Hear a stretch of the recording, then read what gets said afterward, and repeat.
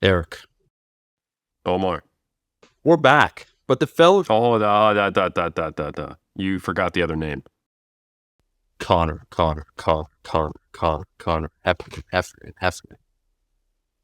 I'm getting some audio looping. Yeah. Is that normal or is that? Oh, sorry. Wait, let me. Omar. Did I do that? You did it Yeah. perfectly. Okay. This is the Fellowship of the Stone, and that is not the title of today's episode, but it basically is because we were on a little adventure together, and as I understand it, some of us, definitely not me. In fact, I, weirdly enough, Eric, feel great today, might be under the weather, and that is because when you endeavor to do something great, when you dare to be great, things happen. Can you both just talk about your current status as a human being? Eric, jump in. Sure. I would say I am mildly congested, and I might be a little under the weather, but I'm a positive person and resilient, so I'll be fine, you know? But I will tell you that crossing so many time zones that it's actually the same time, you just flip the AM and PM twice in a 12-day period and averaging about 4.5, 5 hours of sleep for that whole time period. It's not what science would recommend for optimal immune function. And this is an N of 1 that shows perhaps that can therefore result in a more vulnerable position to infection. And that's me. So your boy's going through a little something. And then Conor, what's going on with you, man? How do you feel right now? So, little coffee, little sleep deprived, tired from the trip, tired from an infant son. I don't drink coffee, so I'm very much fueled by spite. Would be the other end of the spectrum. If Eric is optimistic, I'm fueled by spite and a willingness to kill my enemies, of course. Yes. So weirdly enough, gents, I feel fine. Now, with that being said, a week ago, we were all connected, and this is relevant to the topic today. And there's several different things we're going to get into. We're going to, reminisce about the trip in general. Now it's been about a handful of days since Eric and myself got back. Before we do that, Eric, I'm going to kick it over to you. Someone wrote a review, and this is it's weird how it works out because the title is A Limerick. Not that we're in Limerick, Ireland, but it is titled A Limerick, which, hey. And the guy, J. Antonio 88, said, there now is a culture of iron with smart, jacked hosts worthy admiring. Along came the guest who science the best, and now all the gurus retiring. So, hey, we'll kick it over there. And I'll just say that we're thrilled to have our man Conor back on because this one, when we talk, Eric, about history, science, culture, I believe that's the exact order of what we have for iron culture. We've been missing out on it. We had a Conor reflecting actually back with us on the SBD Sheffield event. And people said, like in the comments, they're like, man, glad to have the good doctor, Conor Heffernan, back. And I couldn't agree more. This fellowship feels complete. Take it over, Eric. Yeah, I think we can officially announce that Conor is unofficially the third host of Iron Culture. So you're honored, Conor. And we met in person. We did in-person filming. He's actually hosting many of the interviews that we specifically did for the history arm of the documentary that we're working on. So it is unofficially emblazoned permanently in a temporary sense in stone that he is one of the three hosts, not necessarily the two primary hosts, not necessarily at the top of the pyramid, but he gets all the respect from us looking down on him, but almost being at the same level. I think is that a good way to say it, Omar? That is certainly so. Our lawyers, like I'm getting a lot of static and feedback, mainly because I chose the wrong internet service provider, so I can't really hear what they're saying. But I don't know if it's good or not, but I'm going to say a conditional, of course, and that is not under the advisement of said lawyers. I will say, just talking about that real quick, talking about we're on the pyramid, maybe Conor's on top of a massive obelisk, some sort of stone structure, because we found out that Ireland is actually full of them. And I do want to apologize to you two gents publicly because, Eric, you did a tremendous job. That was the joke at the start of the video. I got under the weather because we were working long hours. It just happens. And so during that portion of the trip, I was the one under the weather. So I was there. I was present. I highly appreciated what transpired. But Eric was actually the one who we're going to get into. There's a certain stone. He won it and he lifted it. There's a lot of things that went on. And so it's almost like things are echoing through time, where the sickness that lingers is us recalling back to that time period that goes even way back further. But we're just discussing, Eric. We're talking, speaking of which, we started the trip at Sheffield, and Conor was there with us. And we were just talking now about like that as an event, and that being, one of the high marks for us attending, and how really set up it was the thing that instigated this trip in the first place, where everything kind of came together. Yeah. The Sheffield was definitely kind of the centerpiece of this trip, and it all coalesced around that. We were thinking of multiple different dates and events, and we were actually, Omar, if you remember, discussing potentially having something centered around the Arnold. Yeah. But then when the Sheffield coalesced, when Jess asked me to come coach her, I was like, hey, let's do this. And let me reach out to Pack and see if he can hook us up with James Steele and Milo down in Southampton at Solon University. Pack was awesome. He literally helped us book that third of the trip.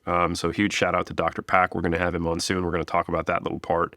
And big shout out to SBD for flying me down and housing me and taking care of all of us coaches and all the athletes. They did a really fantastic job of making all the athletes and coaches feel taken care of and really helping them at every turn. And you can hear that if you go to the King of the Lifts, all the athletes that have been interviewed by Ryan. And then finally, Conor did a huge favor to us in lining up a ton of interviews on two different fronts. One, the stone lifting, which we'll get into, and then also at Hercules Gym, which is at the very least the oldest continuously open gym in Ireland, specifically in Dublin, if not all of Europe, which is like a not yet fully referenced peer-reviewed fact, but we're at least mildly confident in it. Is that accurate, Conor? That fact is in the process of being uncovered. At the moment, it appears to be the case. The centerpiece, as I mentioned, was that it was all around the Sheffield. And the thing about the Sheffield is that the team that made it happen, they are multifaceted. And we were talking about it and how the kernels of all the things that we think can make this event continue to grow in future years and really become the stepping stone that makes powerlifting a sport that not just powerlifters watch, are all in place. And I felt the need to make one minor correction to something I said. Ryan Lapidat of King of the Lifts, who is, we've been partnering with and we did a lot of interviews with, and I've been on their podcast a lot. He contacted me after our most recent episode, and he was saying, hey, man, I love your ideas. I think they're great, and I think the three of you put out some really good potential advice for improving the Sheffield moving forward. And that's not to say it wasn't a huge success, but you didn't give enough shine to the Road to the Sheffield series. And if those who recall at the very end, I said, hey, we need to build, this connection of the audience with the lifters. And I actually think that isn't a new idea by any means. And I do want to give credit where it's due to the SBD media team because they were flying all around the world and interviewing these people. And if you check out the SBD YouTube channel as well as their Instagram, which Kai will have links to in the show notes, you can find the Road to the Sheffield series, which I think adds a lot of cool context. And those are, really good, poignant videos. They're like between 2 to 4 minutes, 2 to 4.5 minutes in some cases long, where they interview and you get a sense of the backstory and what the Sheffield means to these people. So, yeah, my comment about, we need to build that narrative, beforehand leading up, that was absolutely not like a unique idea. But I do think I want a lot more people to see those videos because they are quite good. And I think that's an idea that can really be expanded upon to the benefit of the competition moving forward. So anyway, big shout out to the SBD media team and minor apologies if it felt like I was, not giving credit for the fact that you'd already done that. And wasn't like a new idea. But anyway, thanks Ryan for reaching out. Also, thank you for all the work you're doing on King of the Lifts because you're bringing a lot of shine to these lifters, and that's ultimately what it's about, is supporting the athletes and getting them the due credibility because they're the cornerstone of the sport. So, yeah. 100%, man. I have to give a huge shout out to Ryan Lapidat too, because he's been dropping straight fire with King of the Lifts lately with all the interviews with the athletes and giving some of that context. And we spoke about the idea in that previous podcast with SBD about like the different narratives, the personal narratives, building that attachment. And we're seeing all the media that's coming out where we have like that video with Jesus. That's a very, emotionally impactful one that then frames everything. And I couldn't help but think that in the same way. So, kudos 100% to them, man. That in the same way, Connor was able to do something with us in the sense that I was vaguely familiar, with these like Irish lifting stones, the story, and the Connor as a person I highly respect as a historian.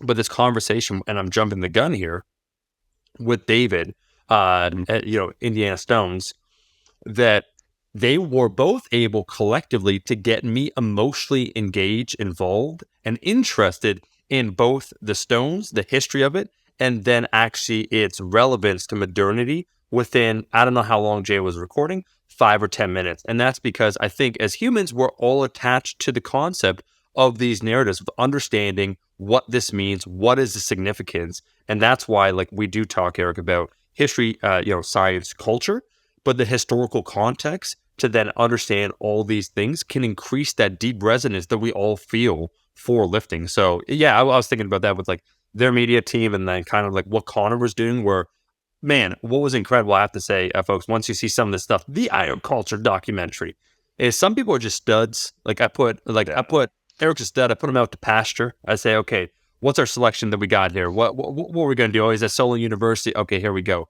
And then we put Connor on, and there was no prescription with Connor, meaning that, like, okay, general overview, this is what we want to talk about, 1, 2, 3, right? But now they go, hey, let's do a camera test, like talking to the mic, like, let's do a take and let's see how it goes. This man was professional from the word jump. So it made it an absolute dream. And I can't wait for that stuff to come out because I think, like, well, people, like, the Sheffield has prestige associated with it, as it should. And that is probably maybe the part that we talk about in the show that'll get a lot of that luster and the charm, and people like, oh man, I want to hear the stories about like Jonathan Keiko and so forth. The part that surprised me, maybe that's because Connor, I didn't know anything about this, is that once you started unraveling the story, the historical, once again, context and the significance of these stones to the Irish people and the greater narrative, I was like bought all the way in. It's kind of like, you start a documentary and you're like, man, I don't give a shit about like salvaging like ABC, and then within 10 minutes you're like, man, I need to know, did they find it? And you did a fantastic job, so I'm thrilled to have you back on. Was the Irish trip for y'all sort of like that documentary Tickled, where you think it's about something really like, spurious, it's just people tickling each other, then there's a dark, seedy underbelly to all of it? I'm just wondering, in terms of your engagement, then you're like, okay, let's placate Connor, let's look at these lifting stones, and then the real story is about two men's obsessions with rocks. Is that? Yeah, so for me, Connor, like you had me at hunks lifting hunks doing hunky things. It's kind of like in my head, you said like, the historical context of the Irish nation and like rediscovering their history. And I was like, oh no, that's for sure important. And you're like, and we're going to lift 300-pound stones. And I was like, and then when you started with the full video, that's why I do want to give the proper respect, man, to you as a historian to tell this story, because I think many people, if they've watched the Rogue documentaries, they wouldn't know at all. And when I was talking with David, where I think he's uncovered almost not quite 24 stones, but he's still uncovering them. That this is cutting edge. Like, people do not know about this as it relates to Ireland, and then within, once again, the greater context, it's significant. So no, man, it was an extreme honor to be there, and I want you to talk. We're going to take the back seat here. I want you to go.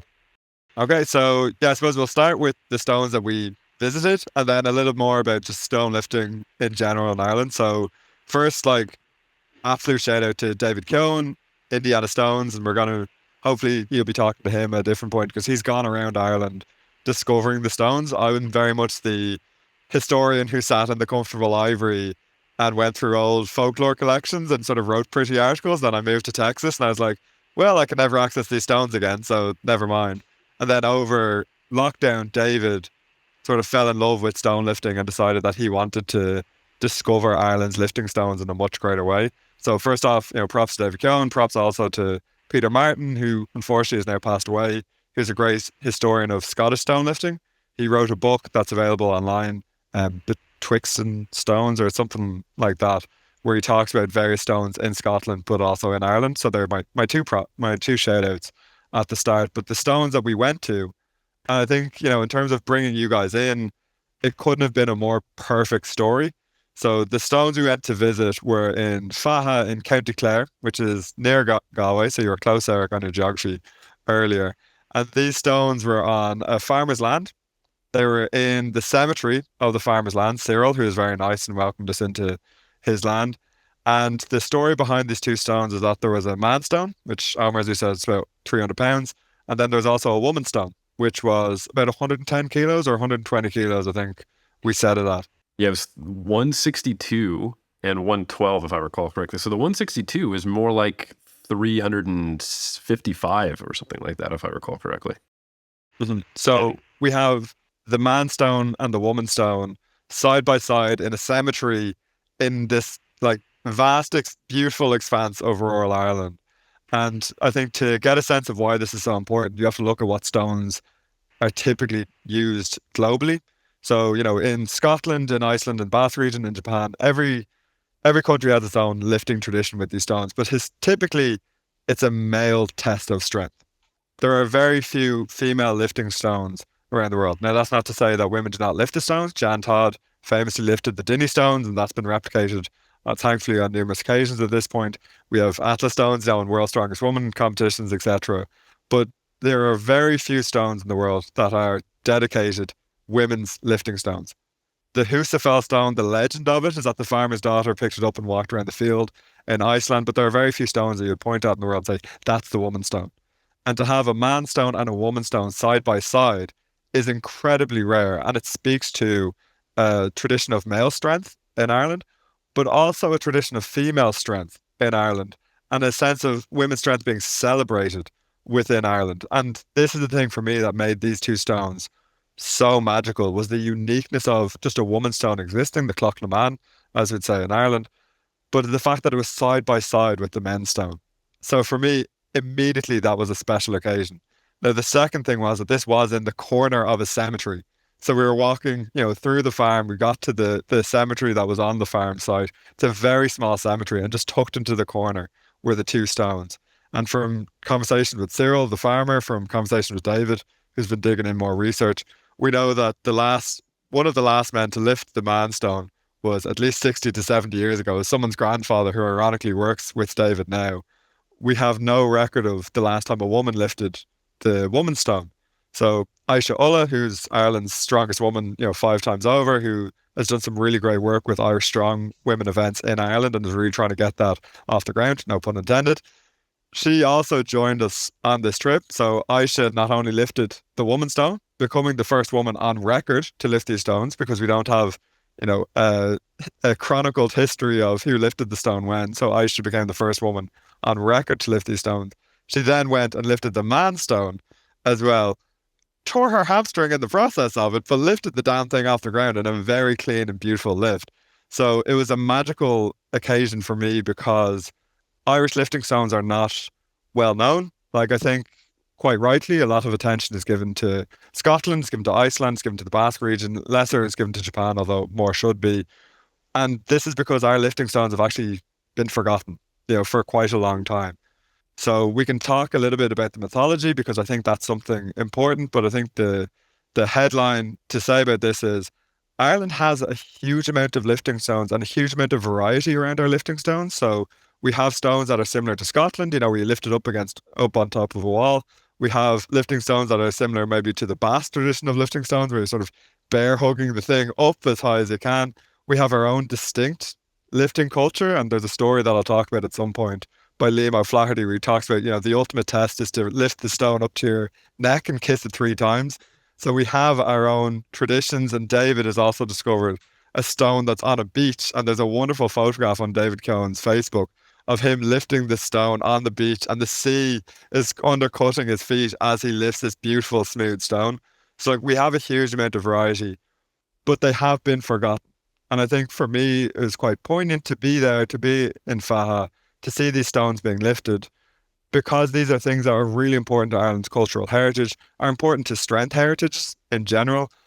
But the fact that our lifting stones are forgotten, and I'm not going to get too nationalist, I'm not going to start talking about 800 years of oppression, but the disappearance or forgetting of Irish lifting stones is intimately tied to Ireland's colonial relationship with Great Britain. So you'll notice that I said Cloch na Man, which is the woman's stone, to mention the woman's stone. All of the lifting stones in Ireland retain their original Irish names. And, there was a deliberate political decision taken in the 1700s and 1800s by the British administration to try and stamp out the Irish language. So schools were set up that were only English speaking schools. Irish parents were encouraged to push their children into these schools. And that, combined with the famine, helped to sort of gradually chipping away of the Irish language. So the fact that we can go out to the Clucknaman or the Clucknafir, the man stones or the woman stones, is quite a poignant thing because it links back to a way of seeing the world through the Irish language that has really been forgotten now. We do speak Irish still in Ireland, but the language is certainly not one that people are fluent in, myself included. My wife is fluent in it. I'm not. It's a whole thing. So there's a poignancy to that. There's a tapping into a pre-colonial history within that, but then also the forgetting of these strength cultures also does speak to a forgetting of a distinct way of Irishness within the country. Like, I'm a historian of physical culture in Ireland, a historian of gyms in Ireland.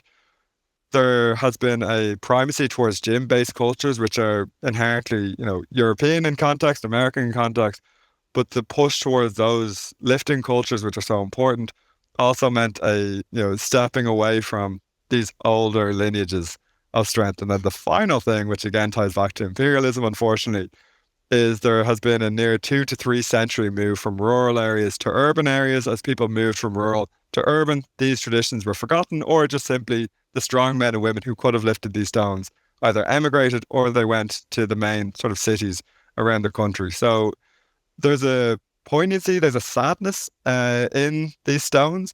There's also a celebration within these stones, seeing Ayshea lift these stones, seeing David lift these stones, seeing Eric, your good self, lift these stones. And I want to get you to come in and talk about what it's like lifting these stones. For me, this was beautiful because it was a rebirth, a rediscovery of these stones. And when you come back, Eric, I will, or when you're finished, I'll talk about a Liam O'Flaherty story about stones, which I think talks about their importance within Irish culture. But for me, there was so much packed into this. It wasn't just hunky men doing hunky things, although that was, undoubtedly important. But there was a poignancy to this that, when you understand Ireland's history, when you understand like the pain that seems to just echo throughout Irish history for so much of the country's existence, there's a beauty in seeing these stones being lifted. There's a beauty in seeing people taking an interest in Irish culture. There's a beauty in seeing people reusing those names, the Clucknaman, the Clucknafir, and then even thinking about the mythology of these stones as well. And this is not to say that, the Scots did not have their own unique relationship with England and that Iceland does not have its own beautiful mythology, etc. But the disappearance of this culture and the forgetting of these stones, on the one hand, it wasn't a deliberate forgetting, but on the other hand, there were factors in Ireland's history which meant that these stones were forgotten. And to see that addressed was sort of a renewed experience. It was a renewal of these cultures, which I appreciated. But yeah, what was it like to lift it? Forget all the pain of oppression. What was it like to lift the damn stones, Eric? It was an honor, I think is probably the way I'd put it.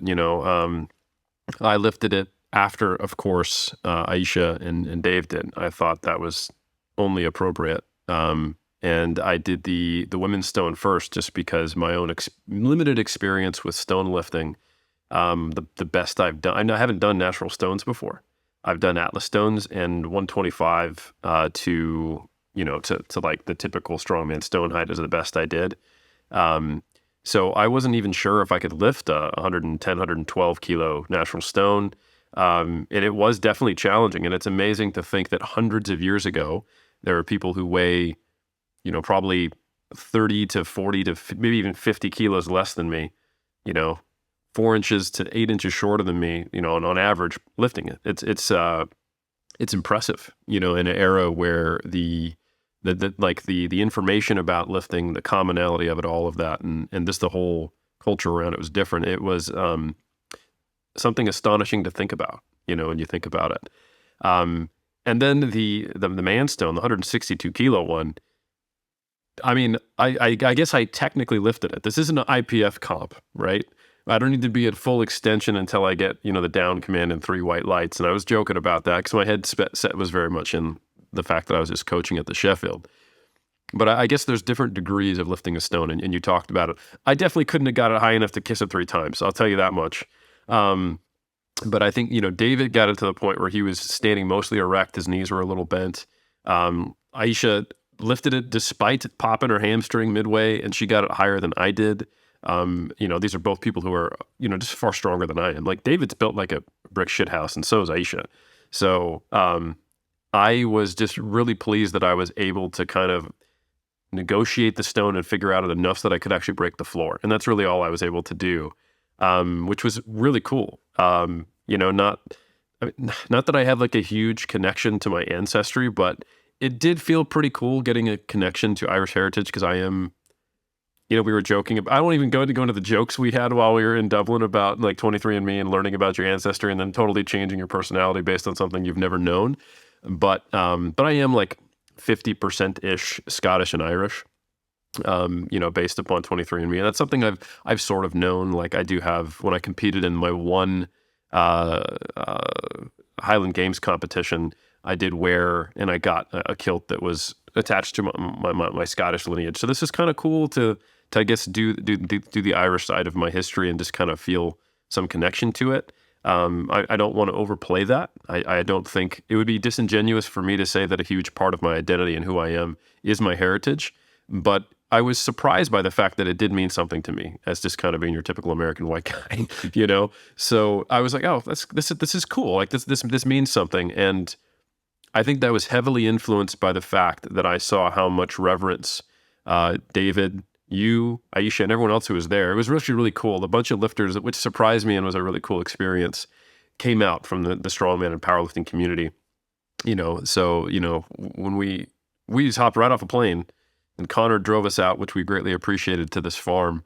And then, a carload of lifters rocked up and we got to do this. So it was a really cool thing to share with the people who are, really on the ground and had been doing this. And it was a privilege and an honor to be kind of these guests who were, invited to lift the stones. So it was A, very hard, and then B, really, really cool. And also C, really impressive to see what it meant and how strong, both David and Ayshea were lifting it. And I'm sorry, am I go ahead? No, I was going to say, shout out also to Hype Train, Jay, our videographer.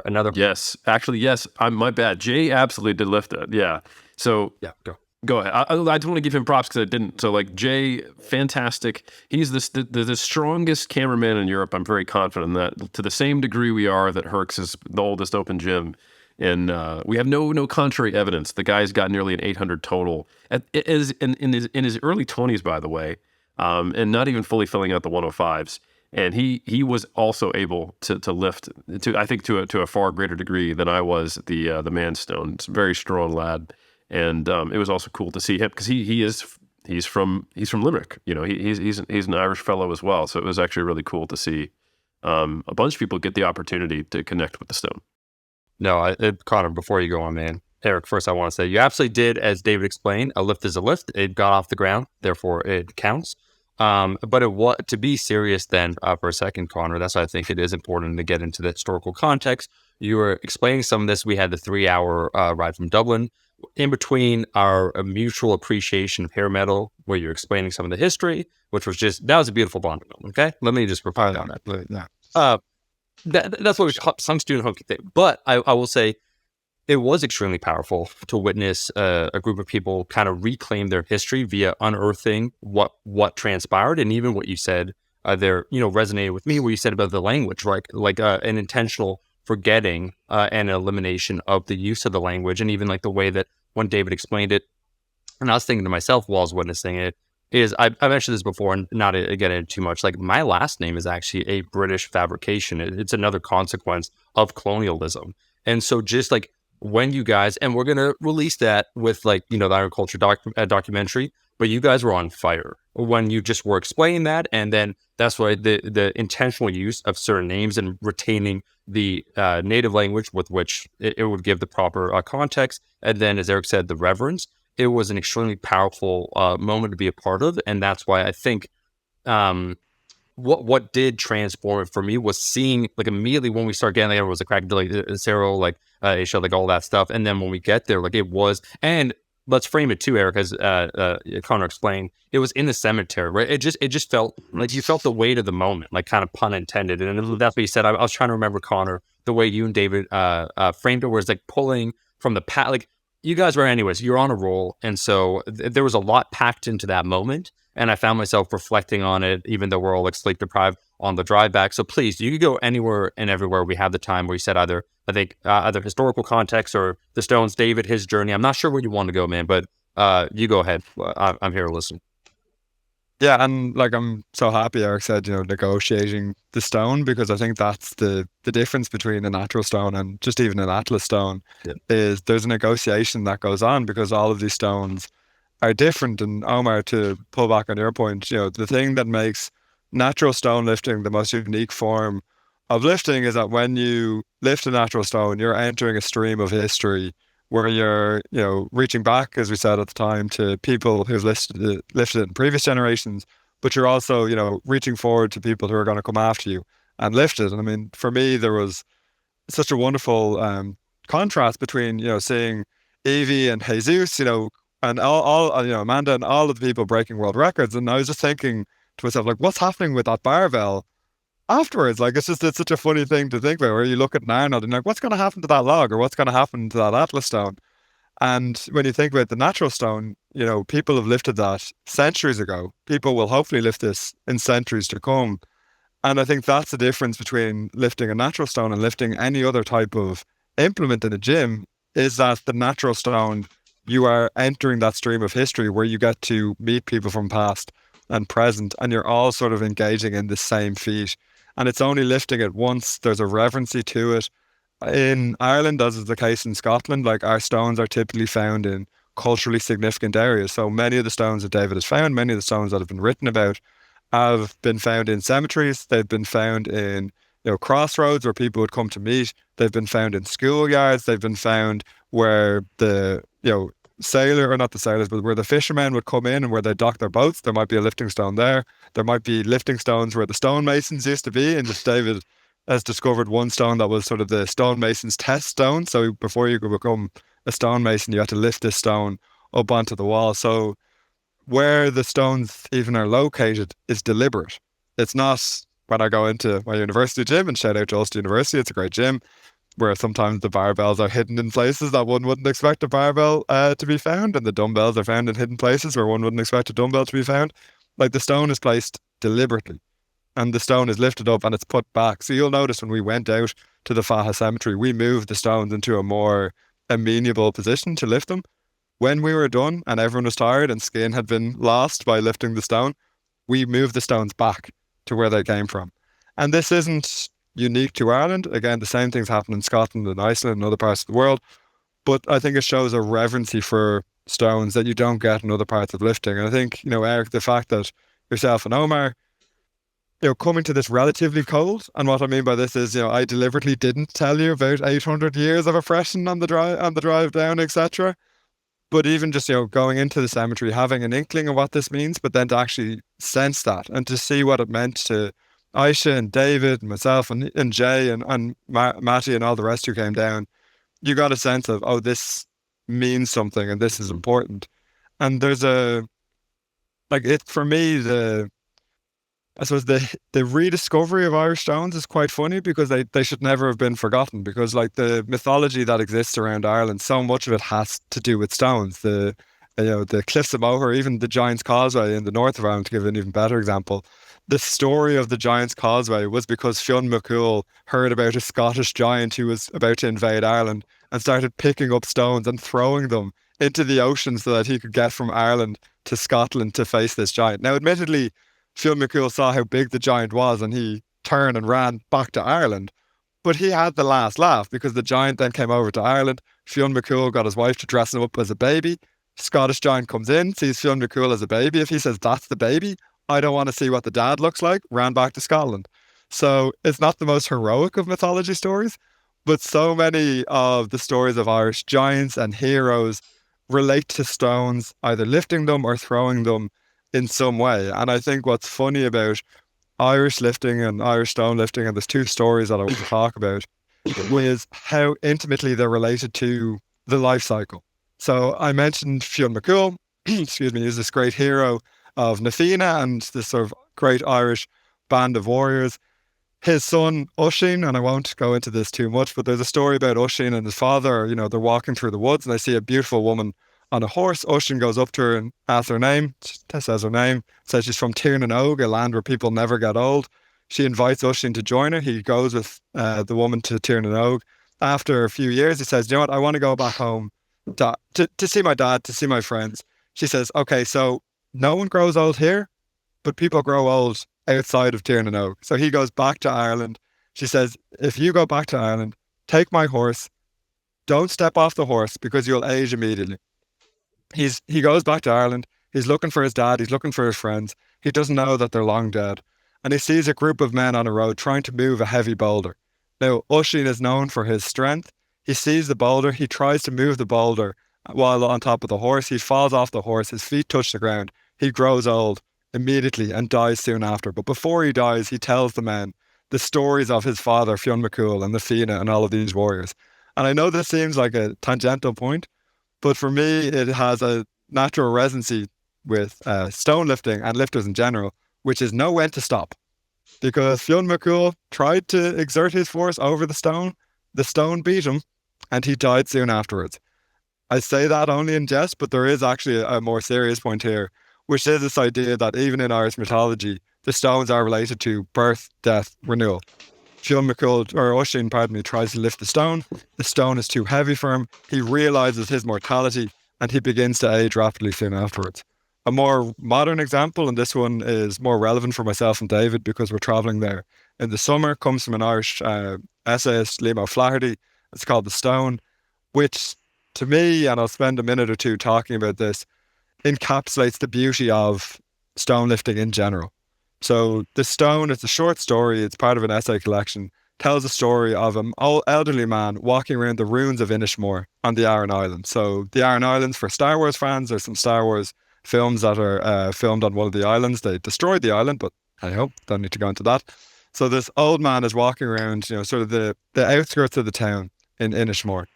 And he feels pain in his bones, he feels pains in his muscles, he feels the weight of elderliness sort of pressing down upon him.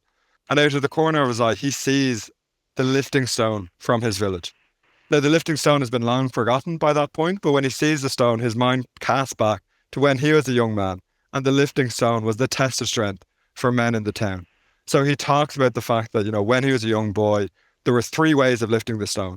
If you could lift the stone up to your knees, you were a grade 1 man. If you lifted the stone up to your belly, you were a grade 2 man.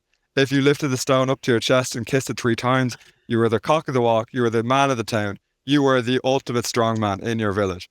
But he also says, if you failed to lift this stone, you were the object of mockery and scorn within the village.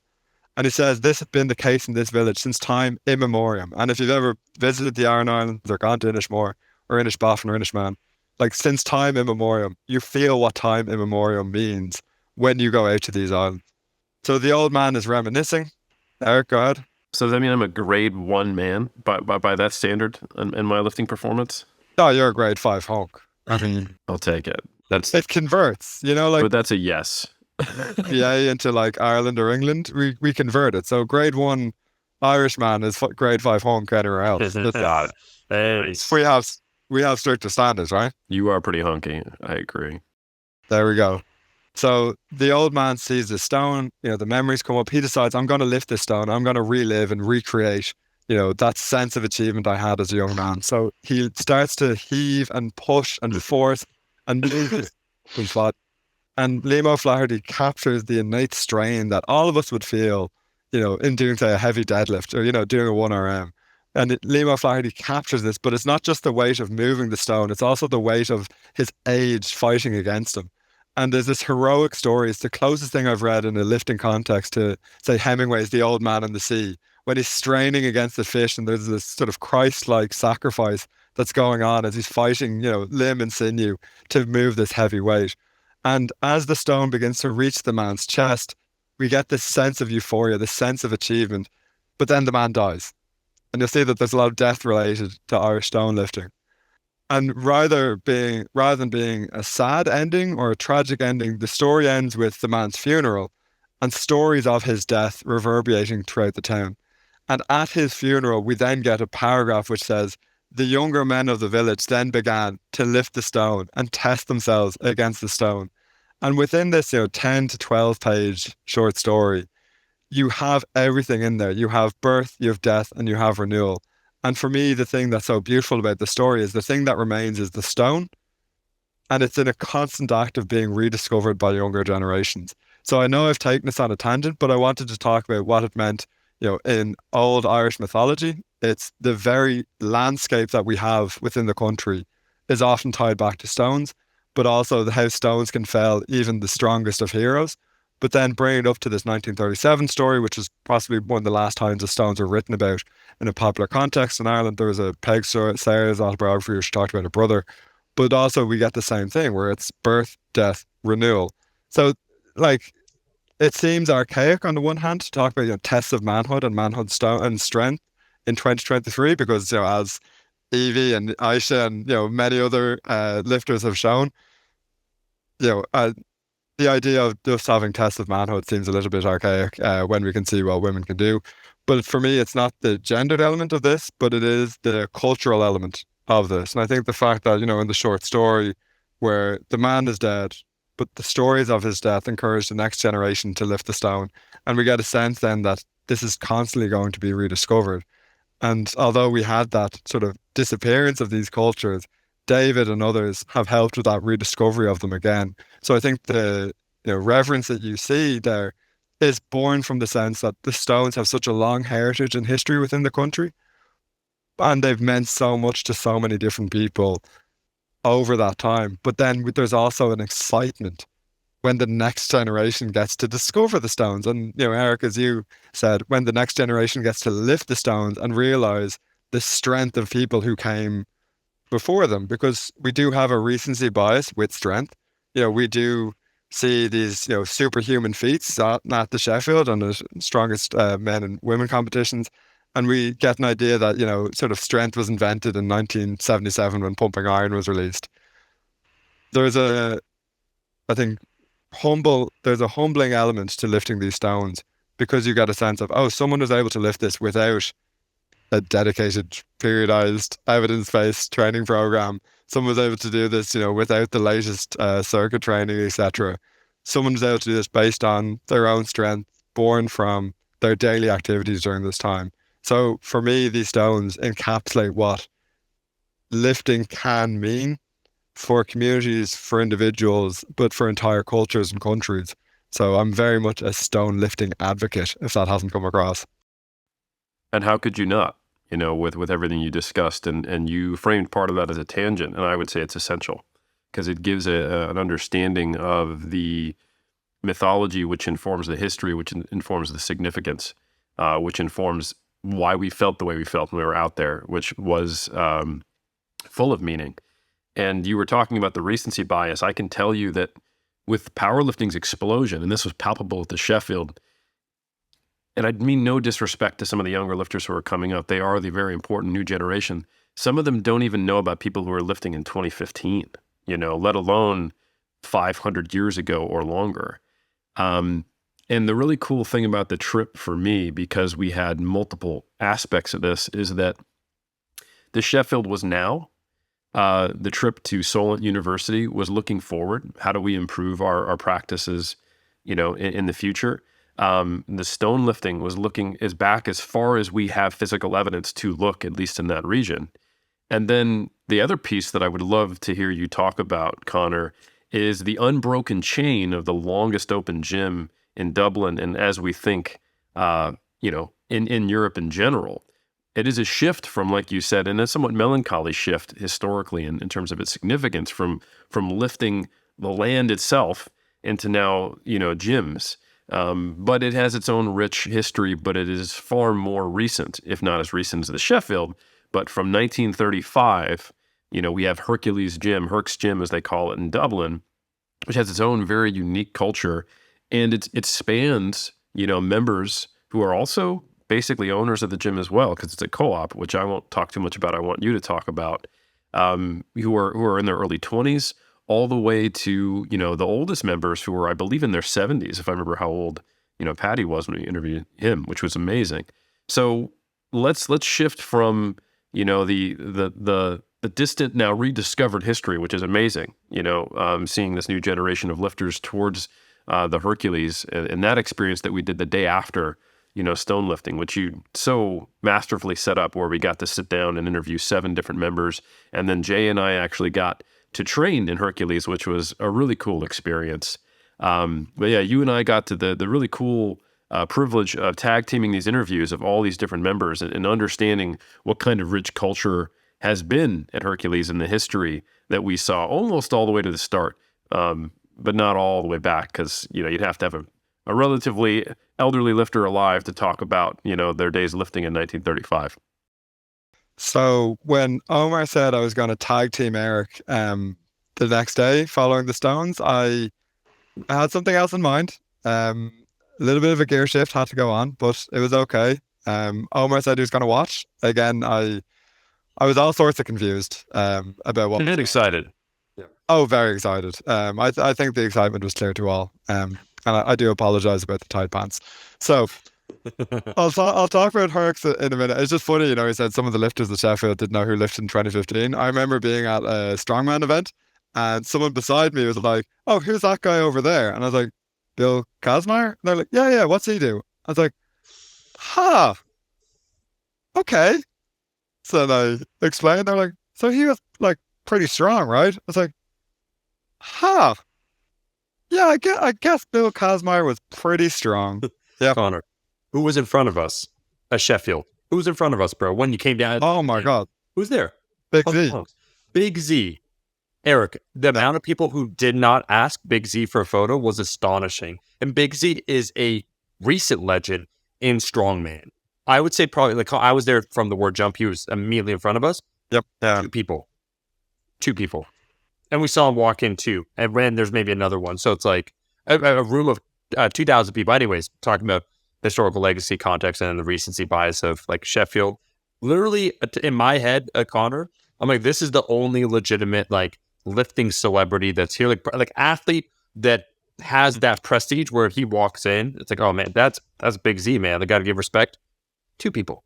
I mean, I took a photo of him from a distance because I'm Irish, which means I'm painfully shy of disturbing anyone's time. So there could have been that going on, a painful reluctance to put oneself out there. Everyone's intimidated by Big Z. That's what it must have been. Yep. That is a little sad, though. I'm not even gonna lie. I didn't even ask for. I didn't want to like kind of like call. But I just said, "Hey, Big Z, I just want to say you're a legend." And he was like, "Thank you." And then I sat down, and no one else came. I was like, "Okay." Like I thought there's and line too in my head, Eric. That's I'm like, I better just say like, "Yeah, what's up?" and then sit down. And bro, like, this is not someone who was the man in like 20 years ago. He competed, I think, in like 2018 last time in like Giants Live, if I recall correctly. Like he is. Actually, he might have even competed in 2020 still, if I recall correctly. I reminisced about this, bro, but there is no lineage, like respected lineage within lifting sports or just in general. It is whoever, and keep in mind, like we were at a powerlifting meet and he is strong, but even still, like we all, and granted, we're enthusiasts of also strongman, strong woman. But I do think that's an important point. Sorry, Conor, take it away, man. Yeah, he also narrated half Thor's world record deadlift. Anyway, we're on. It's okay. It's fine. 3 years ago, and no one knows who he is, and he's a legend. I'm over it. Lifting weights since the 90s, powerlifting, strongman. Bro, the last time it was 20 months ago. That sounds like generations ago. Like, who is he even? I mean, people have come and gone. And speaking of people coming and going, yeah, we'll shift to Hercules. Because I was really proud to bring you guys to Herc's. So for people who don't know, Hercules Gymnasium in Dublin was established in 1935. It's Ireland's oldest gym. I've yet to find evidence of an older gym in Great Britain. So it's in England, Scotland, or Wales. I've been looking for evidence of an older gym on the continent. Now there were gyms that were started before Hercules, obviously, but in terms of that unbroken history since 1935, I'm really struggling to find something in Europe to match it. And Hercules' own history actually speaks to that community element that I talked about in the stone lifting heritage within Ireland. Because Hercules was part of an experiment in the 1930s by Health and Strength magazine. So Health and Strength magazine, unfortunately, is no longer running. It was running up until a few years ago. It was established in 1898. So it's one of the first dedicated fitness and weightlifting magazines in the world. And it had a sort of messianic zeal when it came to lifting. In 1907, they started the Strength and Health League, where, lifters from around the world would get a little pin that they could wear to say that they were a lifter, which, in the days before anabolic steroids was sometimes the only way you could tell people that you lifted. So, you could get a little pin. They had a great slogan, sacred as thy body, as thy soul. So it's all about building the body beautiful. In the 1930s, Health and Strength magazine said, we're going to create community gyms. So what they said was, we're going to help different cities set up their own gym. So if you want to set up a gym in Dublin or in Belfast or in Cardiff or in Glasgow or in Birmingham or in Manchester, reach out to Health and Strength, send us a letter, and we'll send you a sort of breakdown. Here's how to start a gym. Now, the only catch was that if you wanted to be a Health and Strength gym, if you wanted to be affiliated with the magazine, if you wanted all of the support and, advertisements that the magazine would give to these gyms, the gym had to be a co-op. So a co-op, for more capitalistic minded listeners out there, a co-op is a very simple premise. Everyone who's a member of the gym is a part owner of the gym. So the gym was not run for profit. Any money that was generated by the gym immediately went back into the gym. Any member of the gym could have a say in the running of the gym. So the gym would have an executive board. Anyone could stand and be a part of that board.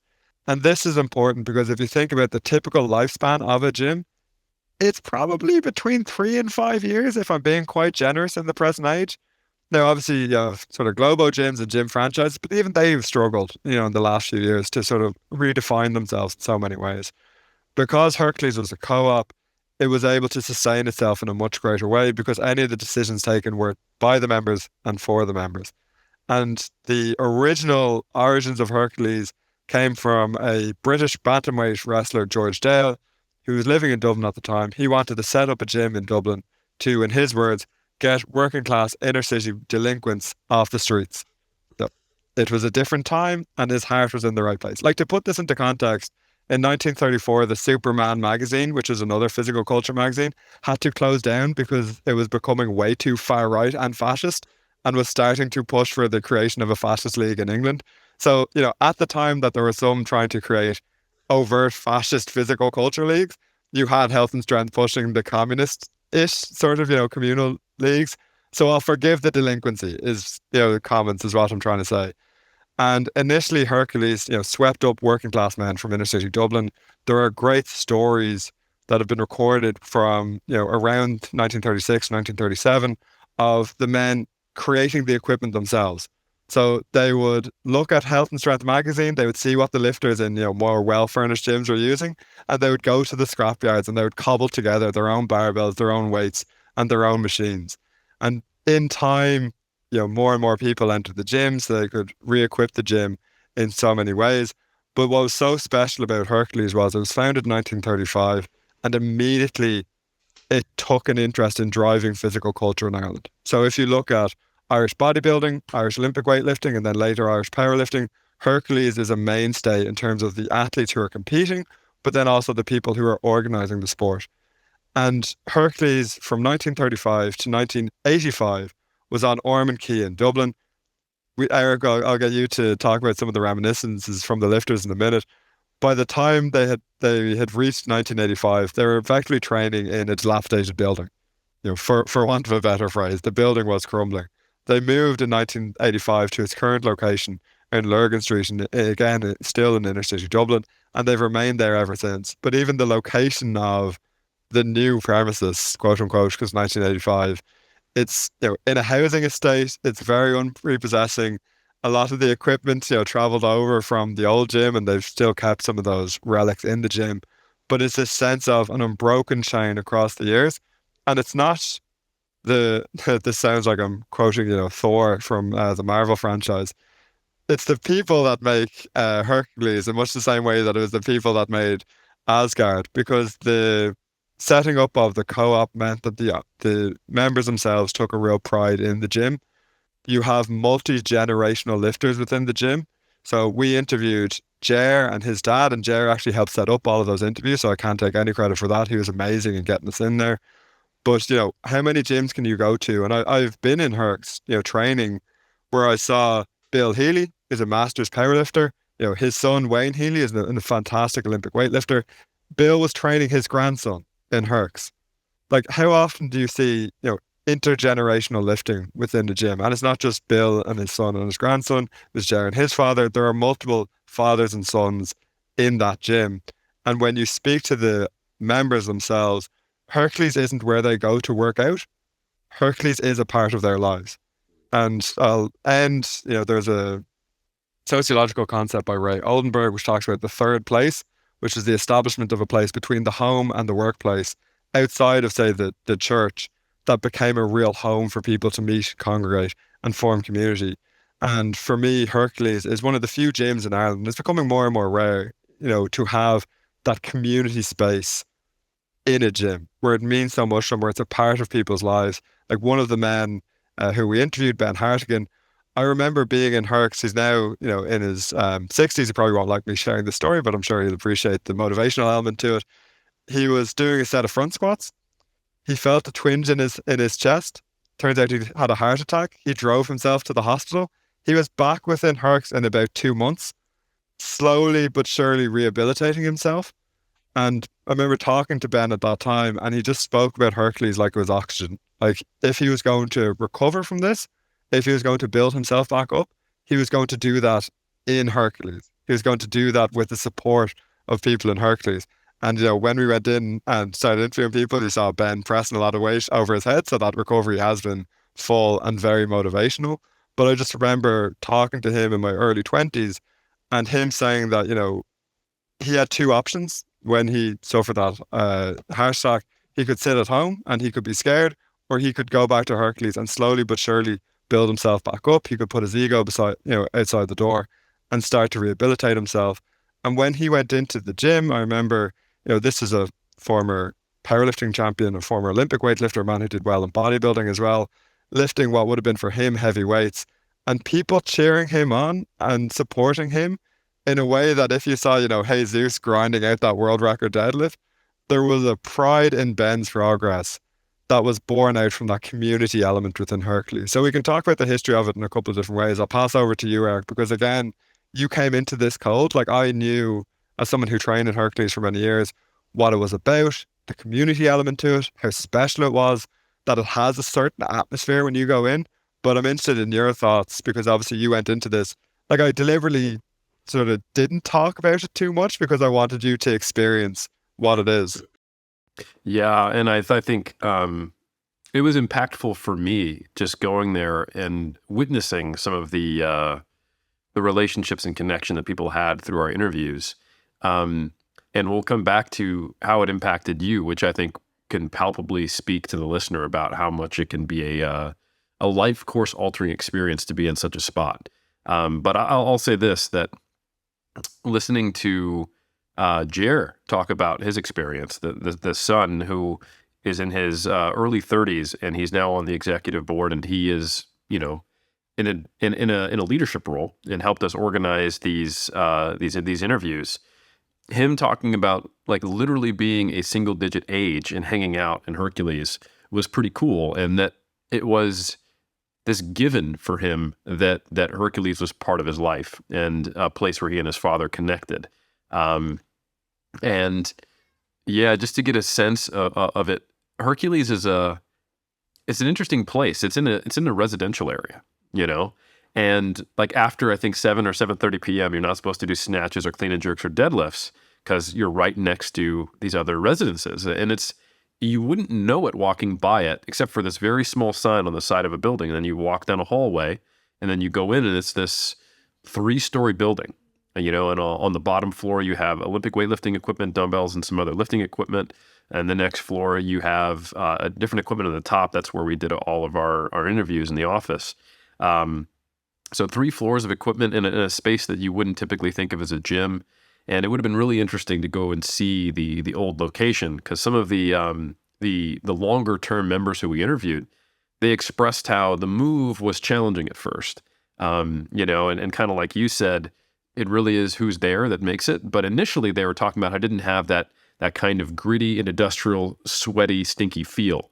Not typical words that 24-hour Fitness would put on one of their advertisements. Come on and get our gritty, dirty, and industrial sweat-filled gym feel. only $24.99 a week or whatever it is, some shit. So, but to hear him speak with like, listen, it wasn't Hercules at first, but then, pretty soon it was, which just really came from that community existing in that space and training together and recreating what could exist probably anywhere because of those members.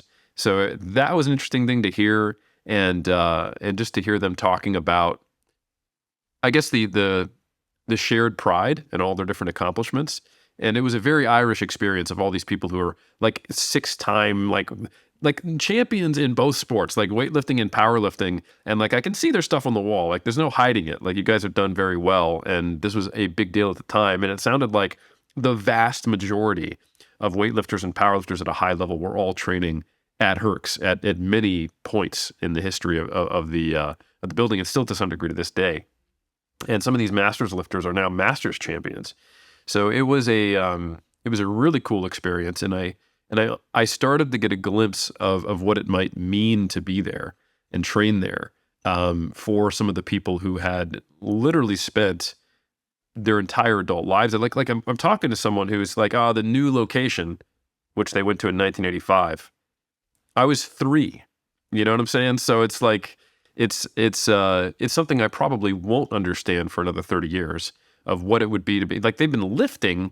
This one guy has been lifting for 41 years. We're talking to. I'm turning 40 this year, so I think I was acutely aware of what I could not know, which gave it a sense of weightiness. Where I was like, oh wow, this is a big deal. And like you said, Connor, that intergenerational aspect was something that was also really cool to see, and just not anything I'd ever seen before. So yeah, I'm sure you have some comments on that. You can probably, color inside the lines as well. But I think it would also be really good for the listener to understand how your experience training at Herc's and being a member for when you were more consistently impacted your career trajectory and your life and your perspective on physical culture history. Yeah, so before I do that, I will say, like, the first thing, and Omar, it was sad that you were unwell and you couldn't experience it, but the first thing that you get when you enter Herc's is the smell of Herc's. And to me, it was very heartening that the ammonia and sweat smell that I remembered so fondly had not disappeared. And I say that from a place of love, because Herc's is a spit and sawdust gym. Now in an era where, ironically, some box gyms are sort of trying to recreate the like dungeon gyms that, organically arose in the 40s, 50s, 60s, and 70s. And Herc's is a dungeon gym, even though, it has, and we spoke to Bernie Delaney, who's a great Irish powerlifter in his own right, but then also works in a fitness company. And he supplied, so some of the equipment in Herc's, like the best of the best. And there's, Eleiko plates and Eleiko bars and really high-end equipment. But you'll also find like a rudimentary lat pull down that's effectively, just a rope going up and then up onto the ceiling and then coming back down. So it is a place that has been sort of built by hand with lifters in mind. So it's not, even though there's cardio equipment, it's not necessarily a place that, one would go to hop on the treadmill and put in their headphones and disconnect from people. It's a place for people to lift weights and push each other. And I think, yeah, I'll speak about its impact on me, but just to think about the impact it's had for these individuals, we spoke to people who'd been training in Herc for anywhere from 20 to 40 years, as you said, Eric, and this is an important thing for people to consider. Like, we joke about people not knowing who Bill Kazmaier is or Zavickas is or different lifters. The fitness industry, and I understand the reasons behind it, is inherently myopic. It's thinking about young lifters, predominantly in their 20s, because that's, sort of where the money goes, energy flows. And I do understand that the fitness industry is an industry, but we often forget about the fact that lifting in its purest sense is meant to be a lifelong pursuit. And there's a line from one of the Randy Roach Muscle, Smoke and Mirrors books that has always sort of stuck with me, especially during COVID, where he said, if you got rid of all of the amenities, how easy it is to access gyms. If tomorrow all of the gyms closed, the early physical culturists, the Sandows, the Hackenschmidts, the Saxons, they'd be the ones who would still find a way to train. And the point of this is not to sort of do a, trying or pull yourself up by your bootstraps motif, but it's just to say that, the difference between some of the early physical culturists and potentially some of the modern physical culturists is that for the early physical culturists, this was a way of life.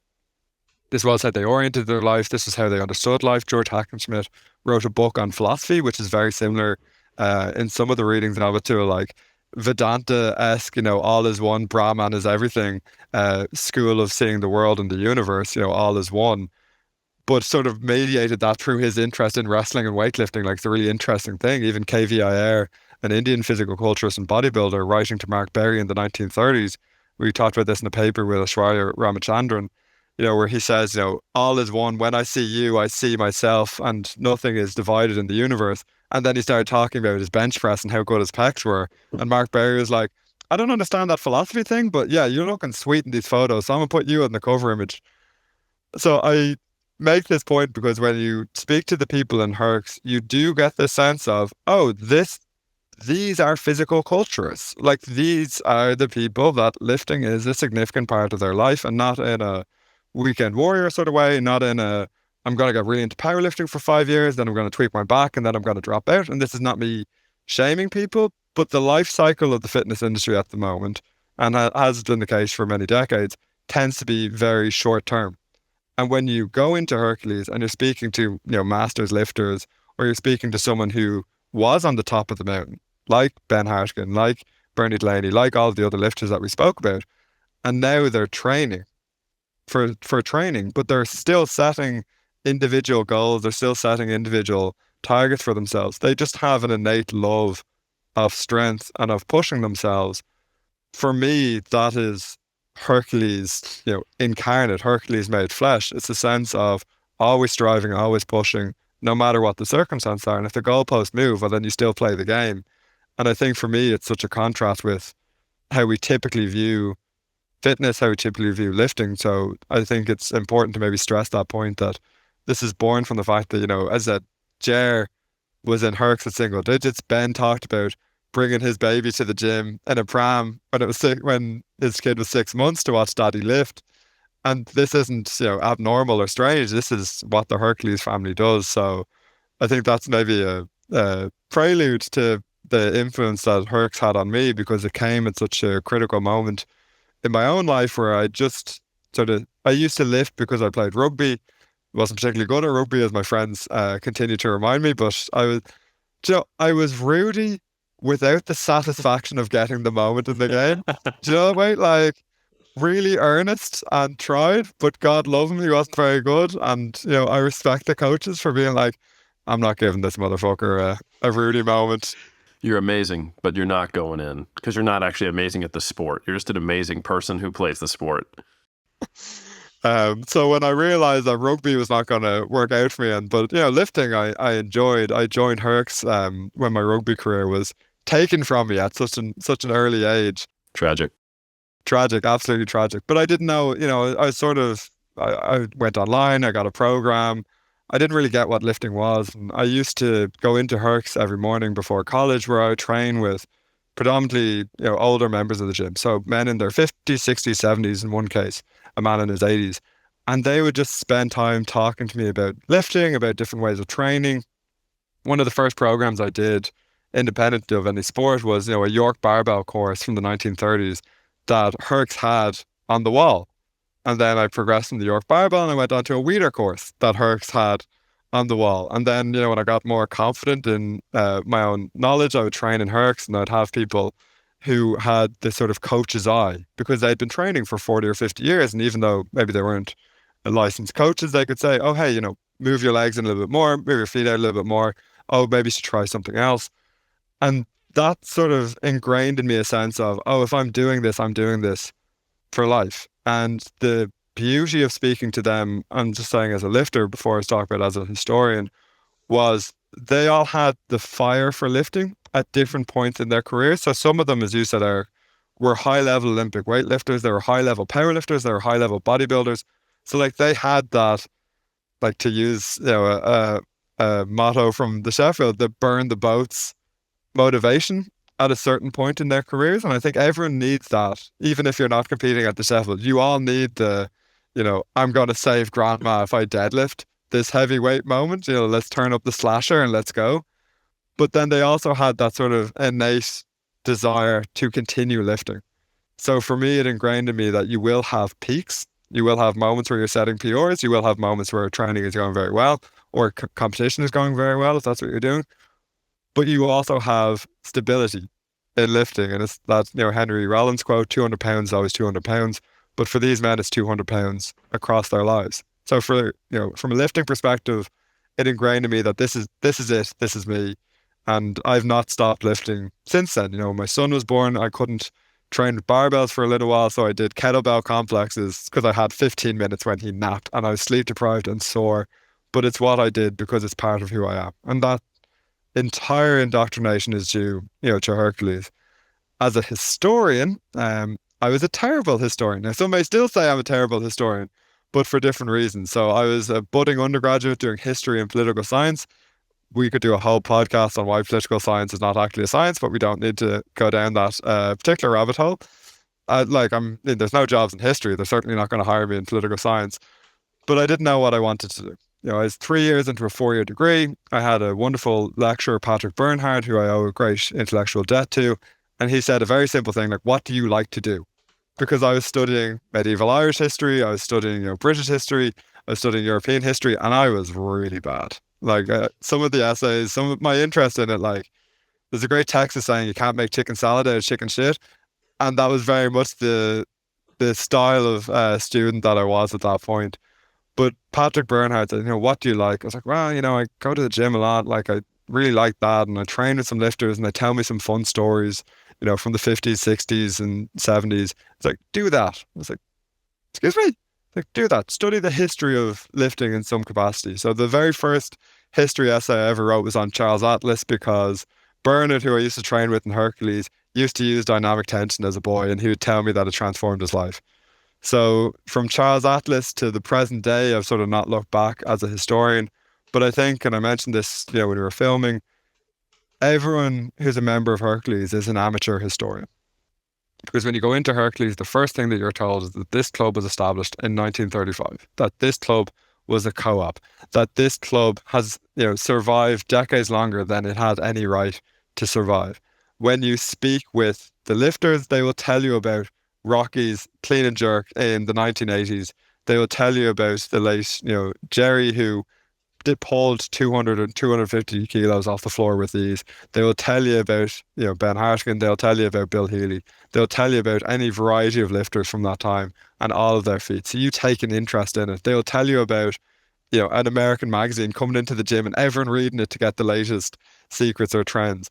You can't not breathe the air in Hercules and not understand that lifting has a history. So for me, two things sort of clicked into place. It was the pursuit of lifting as a lifelong goal that is constantly evolving and constantly changing as life circumstances change. But as a historian, it was that this mattered. And, without being too sentimental about it, this documentary and being able to share this experience with you guys meant so much to me because at various points as a graduate student and even today as a historian, I'm encountered with the sort of snobbery or intellectual laziness where people say, well, this doesn't matter. I've had historians who I respect tell me to my face, I don't think this was a thing. I don't think this mattered. I don't know why you're studying it. I get peer review back. This is very interesting, but I don't understand the significance of this. This doesn't seem to mean anything to me. So for me, who has been in Hercules, who studied this history, for someone to say, I don't get it, I don't get why this matters, it's like someone saying to me, I don't understand English, even though we're speaking in English, or they'll say, I don't understand what oxygen is or what gravity is. I'm like, well, it's just there. We need it. It sustains us. So for me, I think you can't not be a member of Hercules and be a historian. My great fortune and great grace was I have the privilege of being able to be a historian and to tell these stories, but my interest in that was born from Hercules. And I think, Eric, you'll speak to this, when you speak to the members, when you go in and you just see Hercules established in 1935, you get that sense of, this is the closest thing to talk back on stone lifting, where you're interacting with people from the past and people from the future. Hercules to me is the closest thing you get to that in a gym setting. So it's ruined me in a variety of ways, not least because at least one bit of advice I got in my deadlift was a little bit suspect and a couple of back injuries have shown me that. But it's ruined me intellectually, socially and physically but that's what trap bar deadlifts are for. Excellent summary, Connor, and I appreciate you sharing what it means to you and what this trip meant to you. And it was a memorable experience for me. It really will stand out for the rest of my life. Yeah, I got the sense just looking up at the sign, it reminded me of the same feeling I had when I was watching Pumping Iron and how well that was captured there. And training there, yeah, there was this one shoulder press machine that you can tell was absolutely made, tested, and loved by lifters, but that had no commercial hopes of ever being sold because you kind of had to like duck and squeeze yourself underneath it, and like you can't really get in and out. But it puts you in a position. Anyone who's ever done shoulder press machines, you never have the handle back as far as you want or where you really want or the height, but this enabled you to move yourself really close to it to the point where you actually could barely get in and out of the machine, but it gets you right where you want it. And it wasn't pretty, but it was incredibly functional. And as a lifter, I really appreciated that shoulder press machine. And that was just one of many types of seemingly custom equipment. So I love training there. We trained until it closed, Jay and I. And we were a little late to dinner afterwards because of that. But Omar would understand if he'd been able to see it, but he was a little under the weather. But yeah, it was a really cool experience. And I think there's a whole other discussion to be had on how skill and passion and interest and enjoyment are a lot more wrapped up than we think. That if you can get, like, you can look at someone who may not show aptitude to a task, but if they have a deep, meaningful connection to it, all of a sudden you can see that aptitude because they therefore are able to and want to apply themselves. Some people, not that I really think I'm a great academic, but some people are impressed with my academic acumen in sports science. And I think if they had seen me in my high school biology classes or where I wasn't that interested, they would maybe be a little more impressed considering where I started. Because it wasn't until I fell in love with lifting and the bug bit me that I couldn't not apply myself and seeing where my capacity was. And I surprised myself.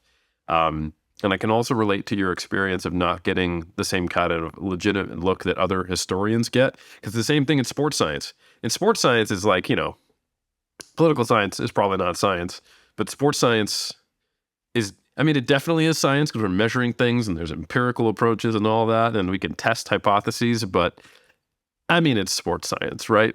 So sometimes I'll submit a paper on bodybuilding and I won't even get the peer reviewers to talk shit about it because it'll get immediately desk rejected. And they're like, no, sorry, this is a bodybuilding paper. This is the Journal of Sports Sciences. So, like, I'm even being looked down upon by sports science, as being like a physique and strength sports scientist. So, nonetheless, I can just say that we are cross-disciplinary oppressed and disrespected, which is a fantastic place to be. But I will say, finally, that that was a great summary. It was a great experience. I'm really looking forward to sharing some of the filming and the interviews that we did to give people as close to the feeling of what I had being there, because I think it's definitely something that needs to be shared. And the connection between, what's currently happening now in the Sheffield to what is still happening, but goes back almost 100 years through Hercules and that experience there, to then going all the way back to the innate human quality of lifting things and challenging one's own mettle. Like you said, Old Man in the Sea, I think captures it in some way. I think it'll give people a better understanding of what is the through thread and why it's important to not forget people like Big Z, or everyone, to be honest, because it does mean something and it helps us relate, and hopefully it'll prevent more lifters from being the person who hurts themselves and doesn't lift anymore, and they lose that access to that. Something that really was poignant and important for them at some point in life. And hopefully it's something they can keep in one form or another. And I think understanding the cultural and historical significance of lifting gets people a little closer to that. So regardless of the disrespect you get in peer review, Connor, you got our respect. We know how important your job is. And even if other lifters don't necessarily get it, like, oh, what's this historian guy talking about? Let's get back to that hypertrophy roundtable. I think there will be a point, if they are to stay with lifting, where it will matter to them and they will get it. You're planting a seed, because eventually, if you stick with lifting long enough, you have a personal history that you can look back on. Yeah, and I think that's the thing. It's the personal history. So like we told the history of Hercs in that documentary through individual personal histories because they all had a different engagement with it, a different interaction with it. And for me, it was actually such a compliment to the Sheffield because if we spoke to some of the lifters, so Bernard Laney was one of the last men that we interviewed. He was an IPF champion. He was literally the top of the mountain in his weight class, and he talked about negotiating his own experience with lifting after retiring, and that it was a difficult transition. And he had a wonderful phrase where he was talking about trying to get back into a competition, and he asked a question of his body, and his body gave him an answer that he didn't want, and he had to reconceptualize what lifting meant for him. And I think this isn't to be morbid. This isn't to be like, Caesar who had someone behind him saying memento mori, remember it's inevitable that one day you'll die. But I think it's important to think about, regardless of the fact that lifting for some is a hobby and that's absolutely fine. And it's something that you'll pick up and then you'll put down and you'll take up maybe jogging or, Lego or whatever the case may be. That's absolutely fine. For some people, it will be that lifelong endeavor. And it's about, even tying back to the stones, constantly renewing oneself based on the circumstances in front of them. And Hercules for me is a beautiful metaphor for how lifting evolves over time, but it can still have a culture and philosophy that remains stable across time. And that's something that when you interviewed the men and women from Hercules, there was a sense of this being new, but also having one foot in the past as well. Also having a culture where people shake hands, the New Year's Day, everyone shakes hands before they lift, a culture where you always share the platform. And, a lot of the lifters talked about starting off and maybe squatting, one plate either side and going up. And, the squat rack would have maybe 200 kilos on it and the lifter squatting 200, saying, yeah, no problem. And they'd strip the bar so that the younger lifter could just get in. So that's an older culture, but it still retains the present day. So I think this idea of consistent renewal, but still having a core ethos or a core identity that remains stable across time and across individuals. For me, that's sort of Hercules, and then the men speaking about it, the women speaking about it, talked about why that's important. Yeah, and actually Bernard Delaney is a great example of someone who you could just tell lifting is never a question of whether he will keep doing it or not. Of course, he's going to keep lifting. It's part of who he is. He's going to push himself as far as his body will allow until his body is no longer alive. And that's absolutely what you got from him. And it's not that he wasn't a competitive lifter and interested in that external aspect as well, but when that went away, it didn't diminish that connection. And I think the unfortunate thing we sometimes see, which is a well-established phenomenon in sports psychology and really just reward psychology, is that when you get an extrinsic motivation, it is not always necessarily additive to your intrinsic motivation. It can sometimes replace it and subvert it. And I've talked about that at length on Iron Culture multiple times, so I won't belabor the point. But I will say that I think being attached to a community and a history like Hercules makes sure that intrinsic motivation is a lot more rock solid and much harder to subvert, because it was incredibly common for these lifters who we interviewed who had been lifting there for 20 plus years and planned to keep lifting. They would compete all the time in multiple strength sports, and it never became something that was subversive to their connection to being a lifter, to being a physical culturist, to having a greater and deeper meaning. So I think it's a great example, and I hope when we do release the interviews that it is something other people can get an attachment to and hopefully to their benefit. And that's all I got to say on the topic. And thank you so much for expanding upon it and facilitating those interviews, Conor. No, I mean, as I said, it's like Hercules hit me at a formative moment. I mean, Lord knows if CrossFit had been around at that time, where my life would have ended up, maybe a successful banker or something in investing. I'm not really sure what CrossFitters do anymore, but Hercules meant so much to me. And then, being able to share the experience of lifting the stones and being able to really amplify David Keohan's huge successes. In the space of 18 months, he's discovered 19 lifting stones, some of which are heavier than the stones found in Iceland and Scotland, I may add. But it's just, for me, shots fired across the bow. It's just such a beautiful validation when, for so much of my own academic career has been fighting to say that this matters. And I think, when you go into Hercules and you see the lifting stones and talk to people, you know it matters. I don't need to explain it. You know. And that's the beauty of the history of strength. It's being able to reconnect with what others have done. It's being able to see how lifting forms part of one's life. And just as a maybe final point on that, I thought it was so interesting to compare some of the interviews you did with people at the Sheffield with the interviews in Hercules, because you got a sense in both actual sets of interviews that external goals were not the things driving these people forward. Like, it's funny, and SPD have done such wonderful work in giving prize monies. I can't think of a single lifter who, in either the SPD, wrote to the Sheffield videos or your own interviews, said, "Oh, I'm just here to win X amount. This is the only, yeah, pay me," like the old, the meme of the person being like, stick it in my hand here. Like, none of them had that. And again, we talked to people in Hercules, and some of them said, "Oh, I went away because of family and kids, but I came back immediately after that." And it wasn't that, something external had changed, is that they had that internal motivation to go. And I think if someone wants to be, you know, in it for the long haul, which I presume the majority of the listenership of this do, it is about, looking for your why, to get slightly Tony Robbins-esque. And if you are part of a community like Herc's, your why is obvious because this is what you do. Eric, this is why Conor is the unofficial third member of the Iron Culture establishment. Let me be clear, actually, Conor, just to lay the groundwork here of how we do things at Iron Culture.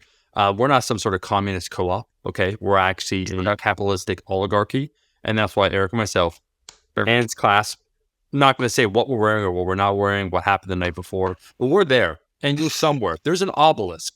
We respect obelisks, okay? As we found out, sometimes they could be quite heavy, and there could be a huge historical context to it.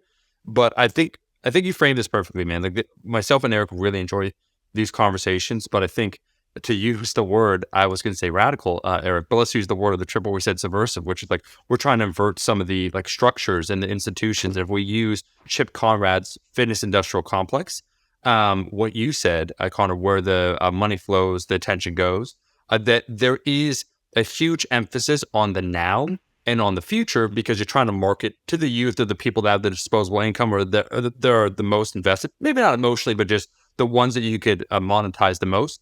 And so how radical is it that we're attempting here? We talk about, Eric, for all lifters. And implicitly within that kind of is that idea that, hey, it's a cool thing to lift for the entirety of your life, which is counter to the, in the fitness industry, they'll talk about like health and longevity, but really they're just talking about the here and now. Like, you feel terrible about yourself, you have to transform. And it's very transactional, immediate, and temporal in nature.